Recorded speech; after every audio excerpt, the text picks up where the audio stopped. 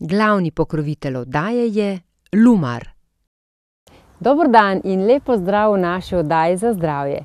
Danes jo začenjamo z zdravo kokosovo vodo. Nanjo prisega tudi Taži Tokuhisa, televizijski voditelj, maneken in odličen športnik.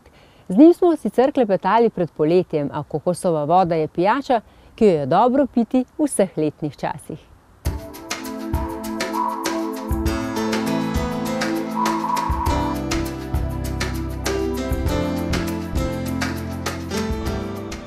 Taži, živjo. Živjo. Šport je še zmeraj del tvojega življenja, ne? Vedno je bil in tudi upam, da vedno bo. Kaj zdaj vse delaš? Ja, glavna okupacija športna, da tako rečem, je še vedno karate. To je recimo 3-krat na teden plus košarka.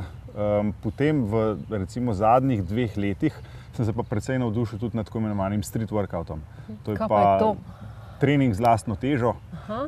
Zadeva izvira v bistvu iz vzhodnega bloka, kjer jasno ni bilo denarja za fitnese in so fantje in punce začeli trenirati zunaj na prostem na tako imenovani štangi. Tako da je izredno učinkovit trening, kjer deluje komplet celo telo in lahko dosežeš vrhunske rezultate, če začneš mogoče malo mlajši. In fantje delajo res take prvine, kot recimo v gimnastiki. Tako da je enemu navadnemu smrtniku to praktično nedosegljiv in nepredstavljiv. Ampak s treningom se da vse narediti. Pri majčkeno starejših, ker ni važno, koliko si star, lahko vedno delaš, sam prepričati se moraš tukaj gor. Če bi jaz začela? Midva bova začela, tako da ne če.